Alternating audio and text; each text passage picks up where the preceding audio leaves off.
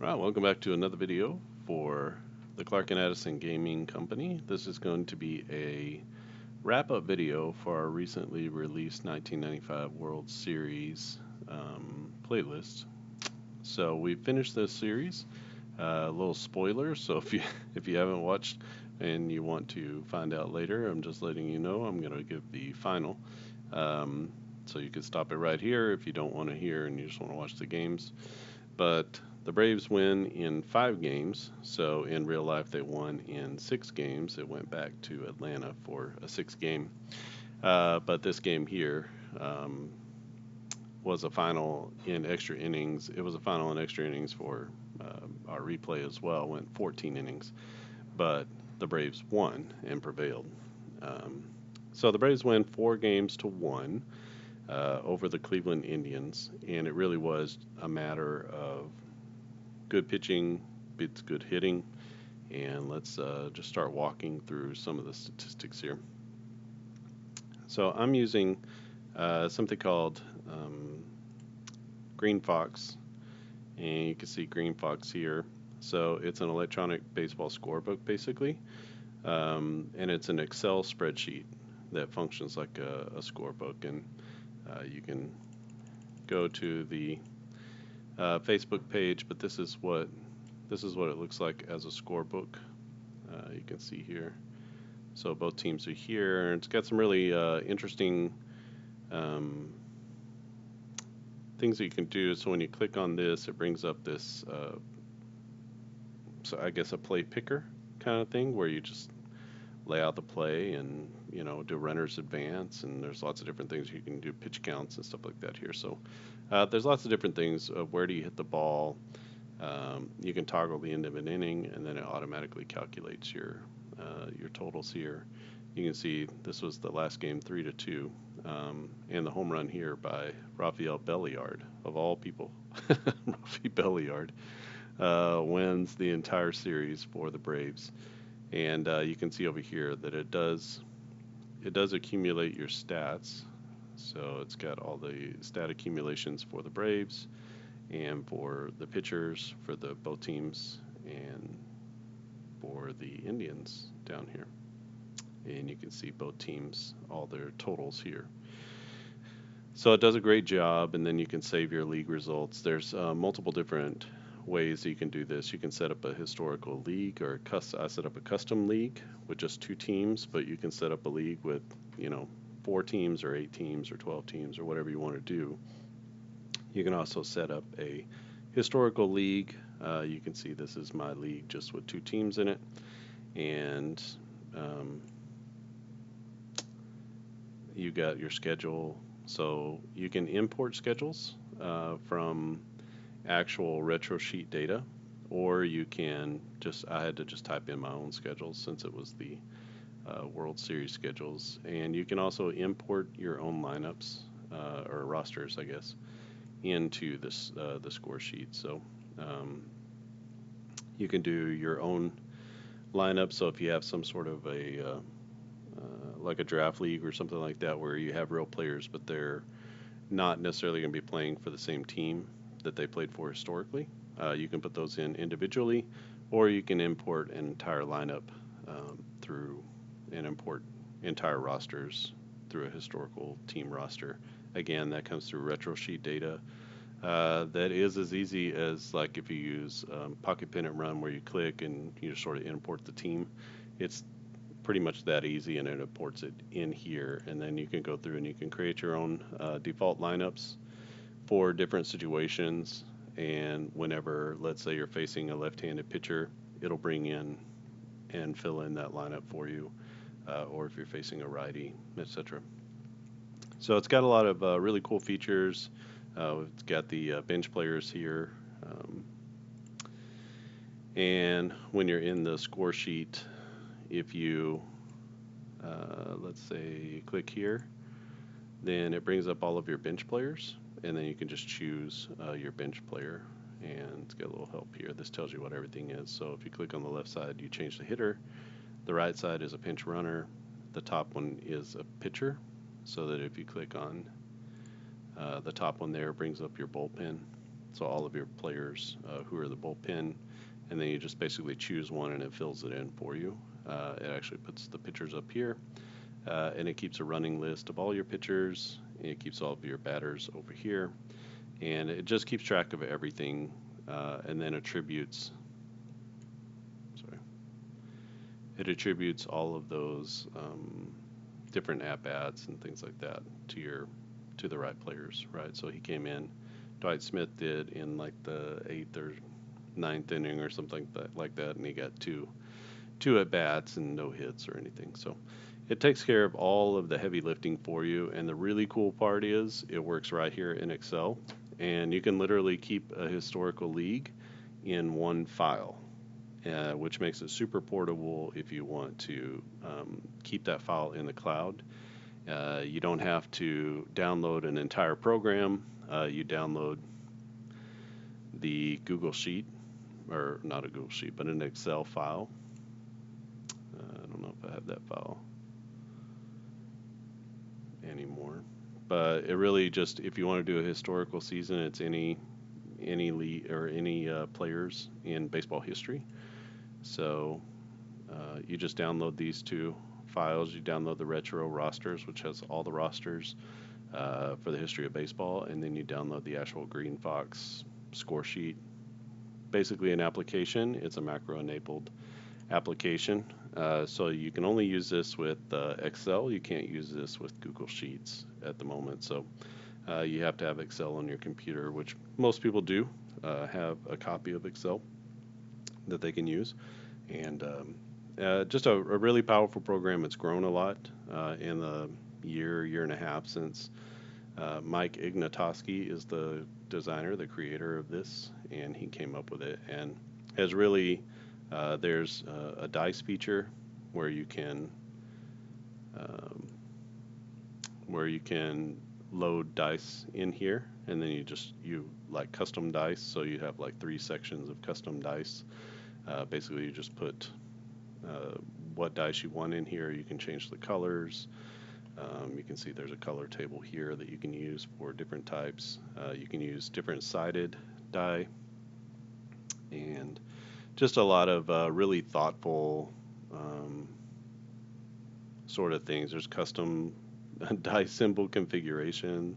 There's just a lot here, and then there's different types of game options that you can turn on and off. So if you want to auto load the lefty righty lineup, stuff like that.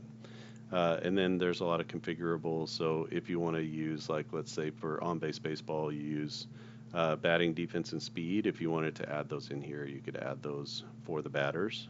And then on the score sheet, it would put right here batting, defense, and speed, and it would add those numbers in there. And then you would have them right on the score sheet, just like you might have on a regular score sheet. And then you could put the player stamina or whatever you want to do in here as well.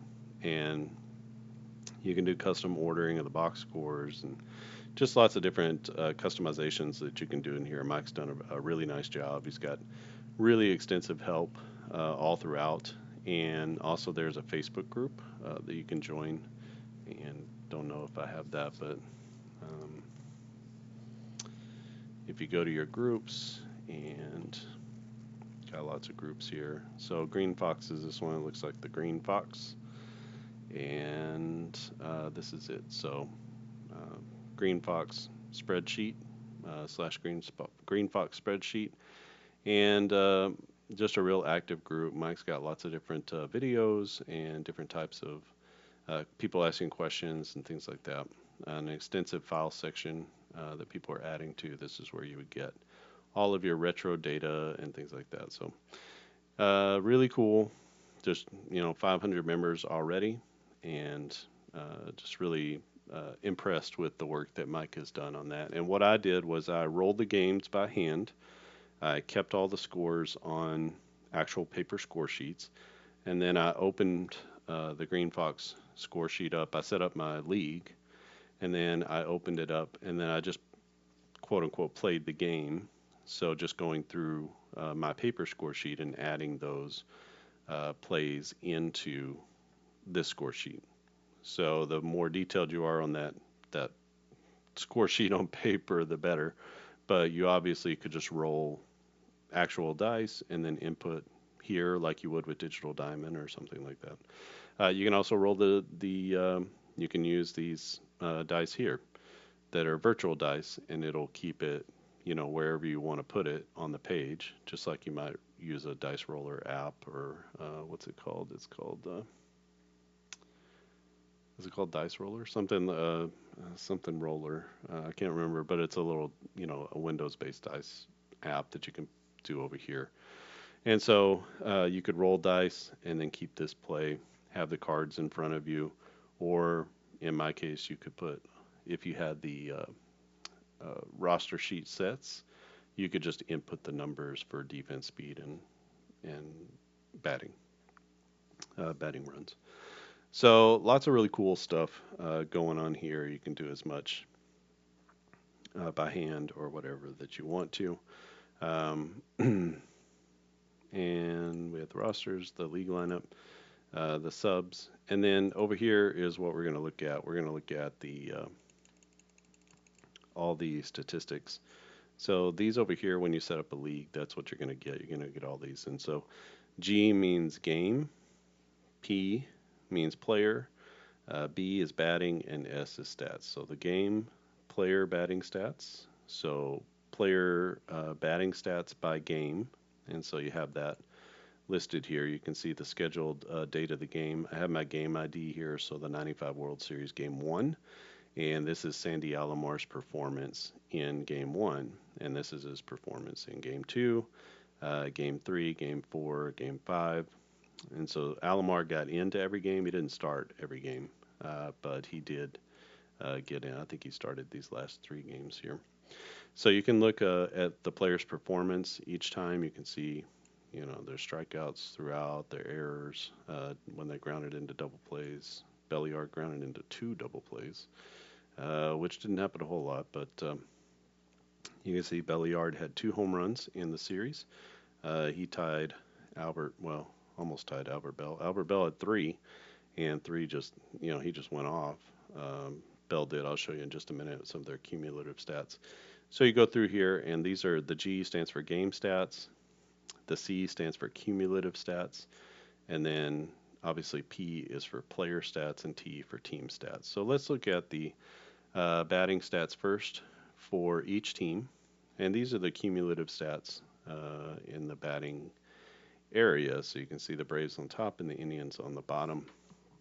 And these have been calculated automatically. You just click on these buttons and it does all the calculations for you in the background, starting with the individual player game stats. So it starts from here and then it builds out the team pitching stats, and then it builds out the team batting stats, and then it builds out the cumulative batting stats. So for the Braves, they hit 276 to the Cleveland Indians 200 average, OPS 768 to 602.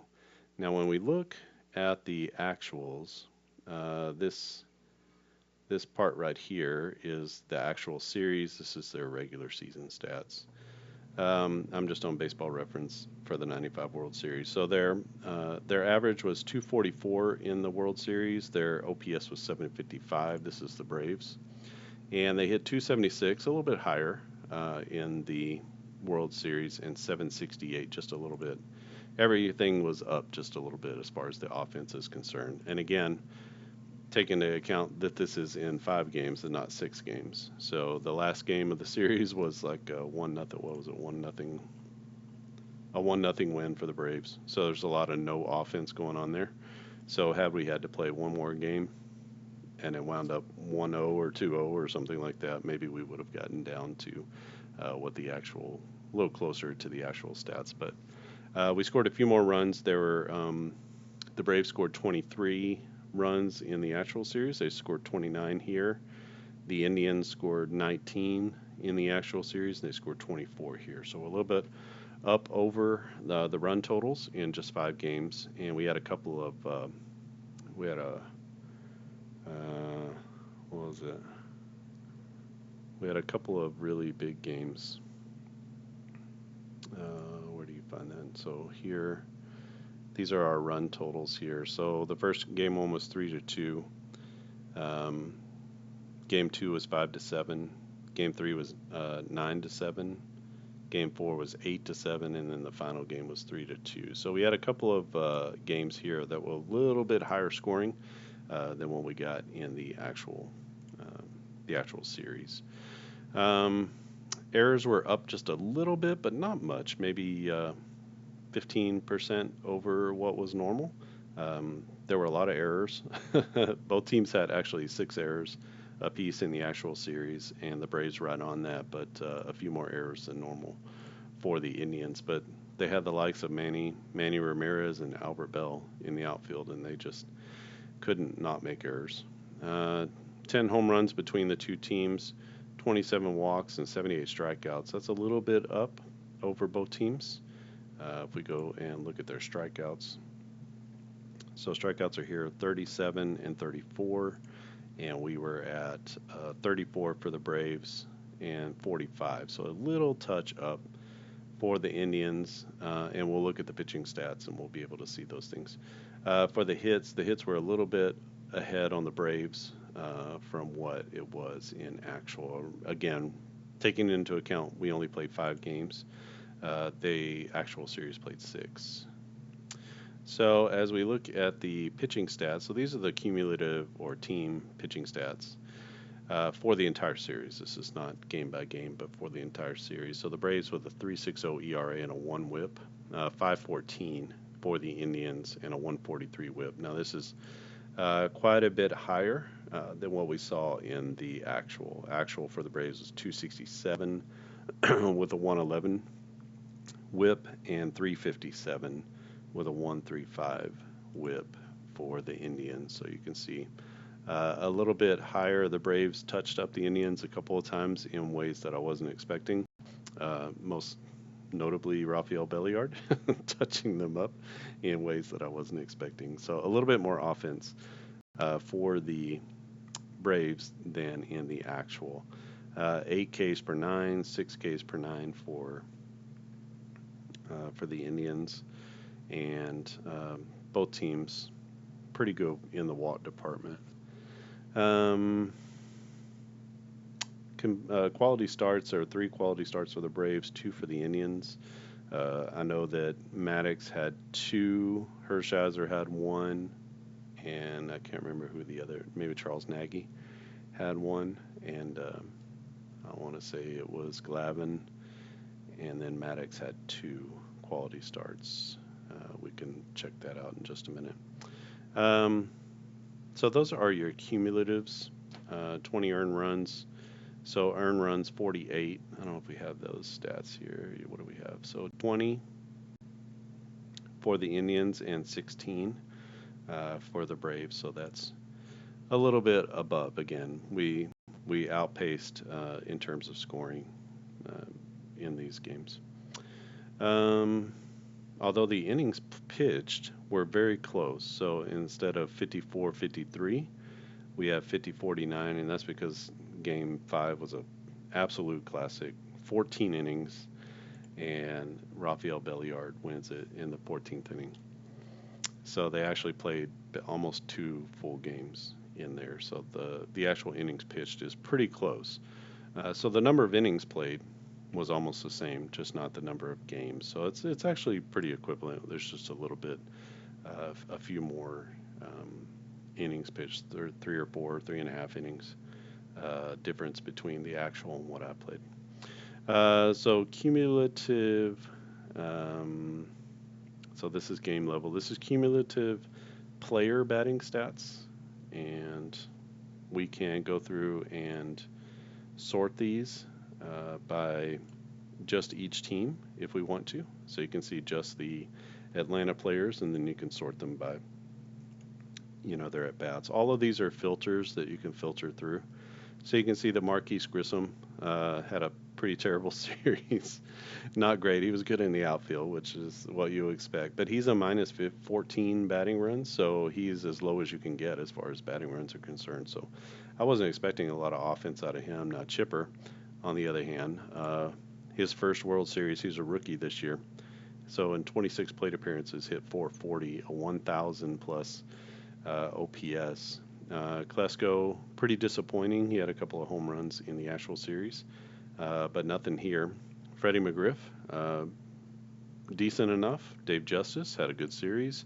The real rock star here was Rafi Belliard, 353 average, 1274 OPS. He had, let's see if we highlight him here. So he had 2 home runs, 2 walks, 3 Ks, a couple of doubles that he added in, and he led the team with 7 RBIs. You can see Javi Lopez was second on the team with 5 RBIs and had a respectable 273 average. He had a homer and a couple of doubles. 3 doubles for Chipper Jones, who also added 3 RBIs. He led the team in hits. You can see McGriff and Justice also with hits, but most of the damage they were doing were singles, and then Belliard, Javi Lopez, Chipper Jones. That's where your slugging was for the team. So you can actually sort everyone by slugging percentage as well. So you can see Belliard. Polonia had a good series. He got a few starts. He played in all 5 games, but he got, I want to say, 3 starts out of the 5 in left field. Javi Lopez, Jones, Justice, McGriff. So those are your guys down here. Kind of disappointing here with Klesko. The Lemmer, pretty disappointing as well. Charlie O'Brien, about what you would expect. And McGriff, just a little bit more disappointing on the slugging percentage, maybe than you would have hoped. You would hope McGriff would have done a little bit more. He did have an RBI triple, just a couple of RBIs and 7 hits. He scored 4 runs, but didn't knock a lot in. So that is the Braves. And if we take a look at Cleveland,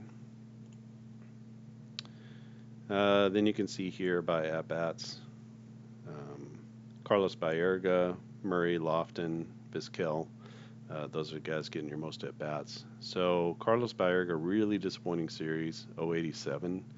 217 average for Murray, 273 for Lofton. Lofton was getting on base quite a bit. He had a couple of stolen bases as well. Omar Vizquel, just a really disappointing series, 136. He didn't do a whole lot. He had 1 sacrifice hit where he helped the team just a little bit, I guess. And then Albert Bell, really the star of the show, 381, 905 slugging, 1363 OPS. He was raking. 8 hits, 7 runs, 5 RBIs, so he led the team in RBIs. He had 3 home runs, he had 3 walks, and he didn't strike out very much. And he had an RBI triple.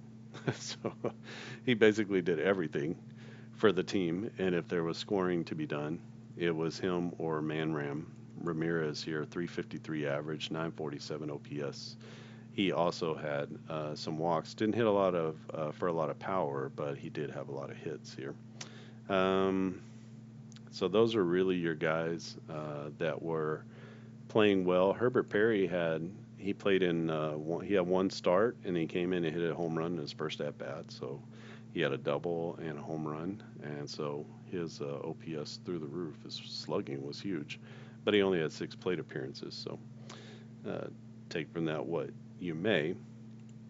And then if we look at the individual pitching stats, let's just look at Atlanta first. You can see as far as looking at the starters. So game started, Maddox started 2, Avery, Glavine, and Smoltz each got 1 start, and then here are your relievers here. So as we look down the line, you can see that Maddox, super low whip, 240 ERA, exactly what you would think coming in. A little surprising with Steve Avery, but Avery was he's kind of on the back end of his career, sort of middle back of his career at this point. He never had an ERA below 4 from this point on. So this, when we think of Steve Avery as the phenom, we think of like 1991, 92 Steve Avery. We don't think of 95. And that was back, he was winning 16, 18 games as a very young player. But here, he was starting on the back hill, like the backside slide. Maddox did give up a couple of home runs, so did Glavine. But the bullpen was very solid. aside from Pedro Borbon, who came in and walked the first two batters, which is never a good place to be, as you can see in the walks per nine. 386 average or ERA for Tom Glavine, just a one whip. And then Smolty actually had kind of a hard time. He went 7 innings, but he gave up 5 hits and he gave up 6 runs. 5 of those were earned, but not the best starting for Smoltzy in game number 3. That was the first game in Cleveland. I think the Braves did win the game, but it was one of those shootout, like 9-7 type games. Really nice job by Brad Klontz, who came in. He had a save somewhere along the way, I believe. What is it? Yeah, he had a save in game number 5 to close it all out. Mark Wohlers, a workhorse. He pitched 7 innings, gave up 5 hits. He had 8 Ks, 1.29 ERA for the series, a .71 WHIP. He had 3 out of 3 saves. He came in and pitched like 2 or 3 innings in the final game, the 14-inning game, and he was just lights out. No home runs, no walks, just striking everybody out. You can see his K to walk ratio was off the charts, and good job by these two as well, McMichael and Pena. So the Braves had a lot of bullpen help that picked up their starters. And if we look at Cleveland, hopefully I'm not belaboring too many of these points, just kind of walking you through what the stats are. Everybody can see. I'm not trying to hide anything about what on-base baseball is. This is actually pretty close in a small sample size, so I'm not particularly worried about the statistical accuracy of on-base baseball. You may think, oh, well, there's only 21 rolls. How accurate could be? It's accurate enough, trust me, because it's based on actual statistics. So it's going to be accurate. You know, you're going to get some weirdnesses because of the way the dice roll, but that's just typical dice-based statistical variability. If you played out an entire season, I think you would find that the numbers are very good, actually, statistically. So if we look at our game started here, so let's do that from largest to smallest. We'll put all of our starters here. Hershiser got 2 starts, game 1 and game 5. Hill, Martinez, and Nagy each got a start. And if we look across, you can see Hershiser was very good, 2.92 ERA, 7.3 Ks per 9. He was matched in that category by Nagy, but Nagy gave up a home run, 7 runs, 6 of them were earned. Dennis Martinez gave up 7 runs. So starting pitching, not quite so good here. And then Eric Plunk had a real clunker of a game. Jose Mesa was put into a lot of tough situations. You can see he pitched 4 innings. I think he had 1 save. So game 1, he came in and saved it. Otherwise, he was coming in just to hold the lead. He wasn't really pitching for many save opportunities. Julian Tavarez, a star, pitched 5 and a third innings, gave up only 1 hit, 2 walks, a strikeout, no home runs, no earned runs given up, and he was really a special kind of pitcher for them. Came in, would pitch multiple innings. And then Alan Embry, kind of a surprise, like a 4.25 FIP, but he came in for a couple of innings over the series and pitched very well also. And Paul Osemacher, also a star. You know, his FIP was down in the 2s, and he was sort of the quote-unquote lefty specialist. He only had a 3 stamina, so he would come in to face those tough lefties. And through the middle of the lineup, I don't know if you could see it in this last one, you've got switch hitter, lefty, lefty, lefty. And that happened all the time. Polonia's a lefty as well. So like from here all the way down, you've got left-handed possibilities, and Osemacher was more than up for the challenge. Yeah. So 1.93 ERA. He pitched 4 2/3 innings, so a bit of a workhorse for the team. And you can see not a lot great going on here. Hill was a decent start, Nagy a decent start in terms of like how long they went, but Dennis Martinez really um, did not have a great start. He would have started Game 6, I believe, if uh, if we had had another one. So Presidente, he was at the end of his career and just kind of had a tough one with that. And so that's our sort of our game level stats. If you're looking at the nobody had more than one home run in a game. A couple guys had two doubles in a game. You can see here. So Polonia, Lofton, and Belliard, they all had a couple doubles in a game. The highest RBI total in a game was Javi Lopez in game number 2. He had 4 RBIs, so 1 for 2 with 4 RBIs. He had 1 hit and 3 RBIs for Herbert Perry. I want to say it was I can't remember. I think it was a 2 RBI or maybe it was a 3-run homer. I can't remember. He came in on Tom Glavine first pitch, had drilled one into left field against Tom Glavine, and it was a huge play. Um, and as far as errors are concerned, just uh, Manny is here. Albert Bell, he had an error in every game. I think he had five errors for the series. Manny had 3 or 4 errors in the series. It was just like it didn't matter. It was trying to catch the ball in the air. It was on singles in an error check. It didn't matter. Those two guys were out there making errors all the time. So lots of unearned runs in this one because of that. And it was a little every time the ball was hit to the outfield, to the right or left field.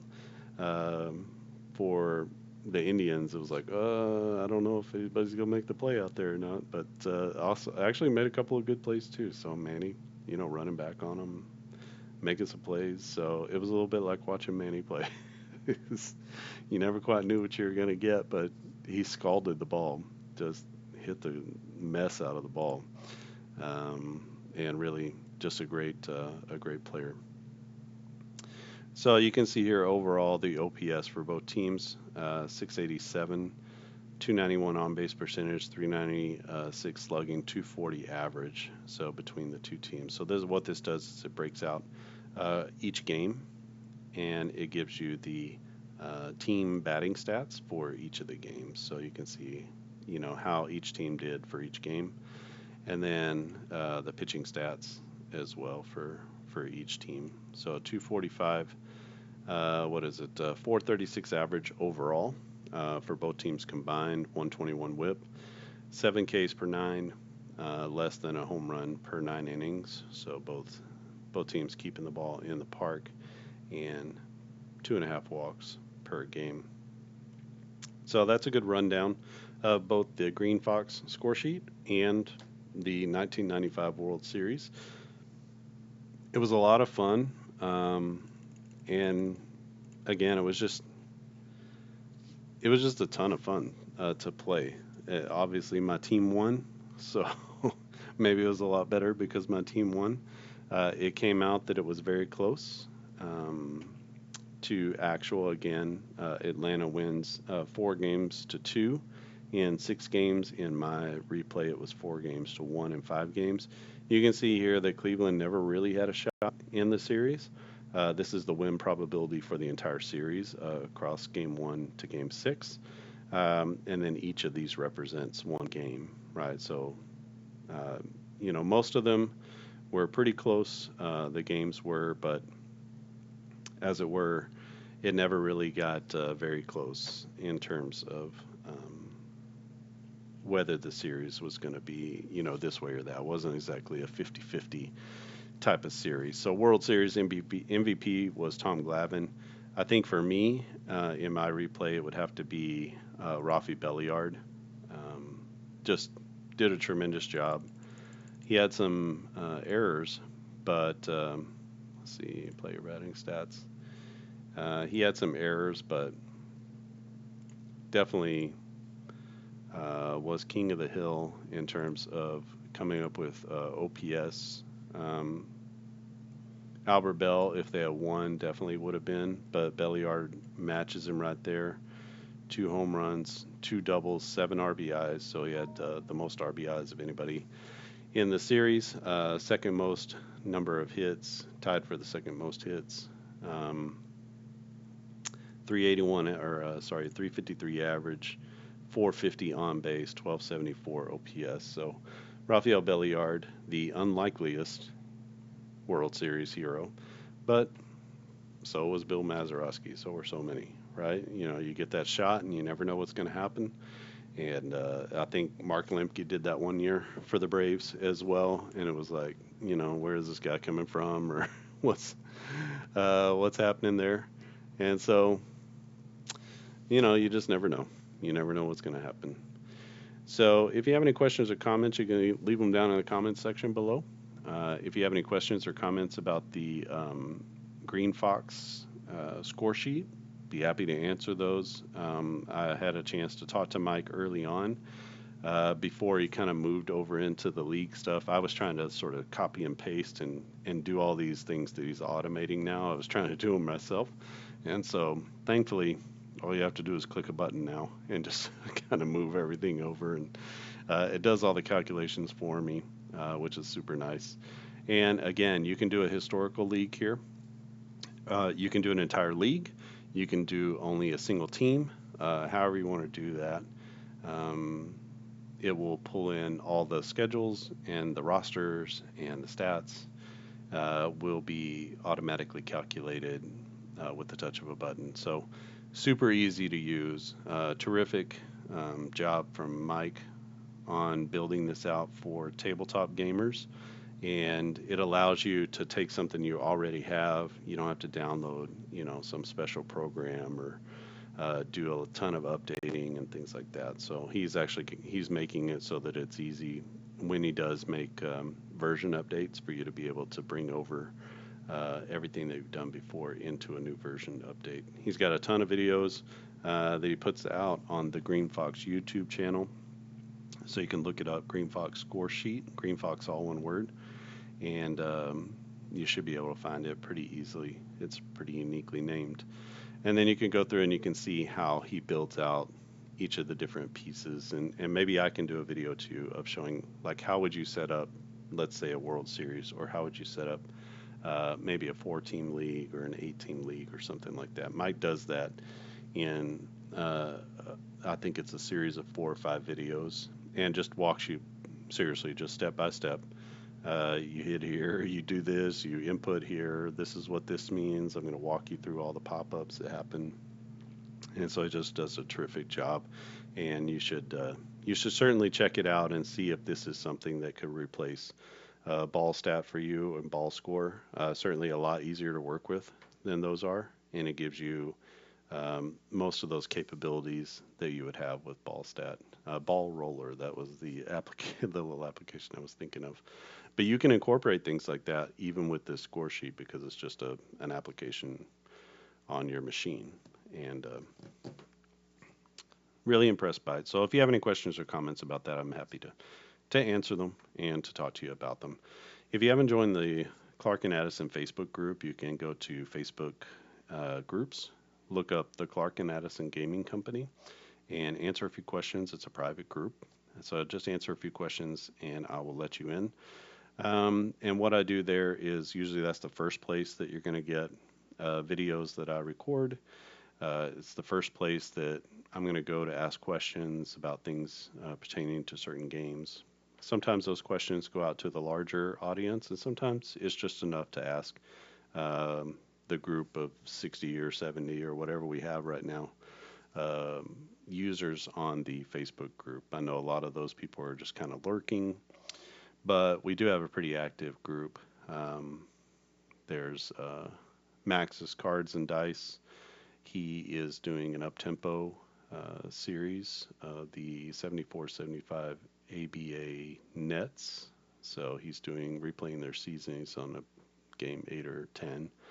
And he'll post in there sometimes, and sometimes other people are also posting in games that they played using some of the Clark and Addison games, whatever they are, up-tempo or play-action football or On Base or Quick Play or whatever. There's several games. If you go to clarkandaddisongaming.com, you can find those games out as well and learn more about them and make a purchase if you want to try something out or download something for free.